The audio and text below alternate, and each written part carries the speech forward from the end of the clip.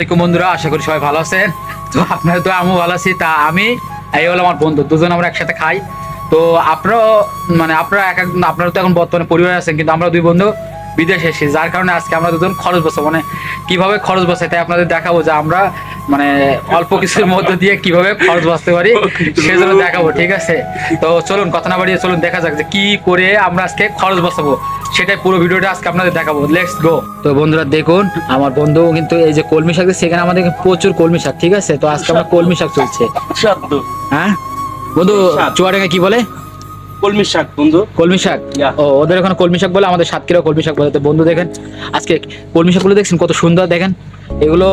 আমি তুলছি দুজন, আজকে এটা হবে আর ডাউল রান্না করবো সঙ্গে দুজন, যার কারণে আজকে আমাদের খরচ বাঁচাতে হবে বন্ধু, খরচ বাঁচাতে হবে। দেখছেন সে কি বলে, খরচ বাঁচাও জীবন চলবে। আপনি জীবনে একটু হিসাবে না হলে কোনো কিছুই পারবেন না, ঠিক আছে? তাই আজকে আমরা দুই বন্ধু মিলে এই যে সবজি তুলছি, আজকে আমাদের পাকাবে সবজি আর ডাউল সঙ্গে।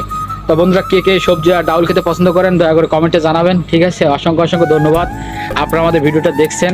আপনাদের সকলকে আমার অন্তরস্থল থেকে শুভেচ্ছা রইল। তো দেখুন আমার বন্ধু কিন্তু দেখতে একটু অনেকগুলো তুলে ফেলছে, দেখছেন তো? তো হ্যালো বন্ধুরা, এই যে গামলা আর এখন আমি শাক তুলছি। দেখুন কিভাবে খরচ বাঁচাই। বিদেশে যে টাকা ইনকাম করতেছি বিষয়টা এমন না, টাকা সেভ করতেও কিন্তু আইছি।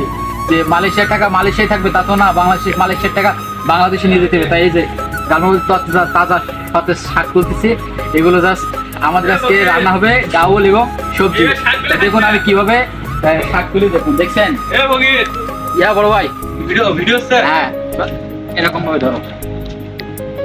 তো দেখুন বন্ধুরা, একদম তাজা শাক। তো বন্ধুরা দেখুন, সামান্য একটু খরচ করে কিন্তু অনেকটা টাকা বাঁচালাম, ঠিক আছে? যেন আজকে বাজারটা করতে গেলে 15 থেকে 20 রিঙ্গিত মতো খরচ হতো। তো দেখুন আজকে সবজিগুলো তুলে আজকে কিন্তু এই সবজি দিয়েই রান্না হবে। এই এমনটাই বাড়ি পরিবারের বউ যদি হিসাবই হয় তো অনেক দিক থেকেই সামনে উন্নতি করতে পারে, ঠিক আছে? বিদেশ আসা লাগে না। তা আসলে সংসার সুখী হয় রমণীর গুণে, আসলে কথাটা বাস্তব। ঘরের রমণী যদি সুন্দর হয় তবে সুন্দর হয় সংসার।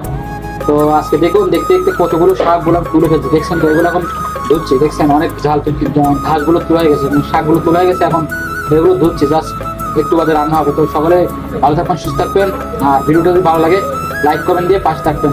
সবাইকে অসংখ্য অসংখ্য ধন্যবাদ আমার ভিডিওটা দেখার জন্য।